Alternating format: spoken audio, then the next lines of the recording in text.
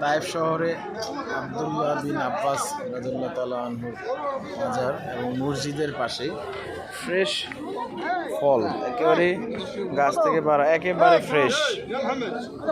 Fresh ফল পাওয়া যাচ্ছে এখানে। এই যে কমলা, ফ্রেশ ফ্রুট পাওয়া যাচ্ছে এখানে। যারা এখানে ঘুরতে আসে তারা এই ফ্রেশ ফ্রুটগুলো খেয়ে থাকে।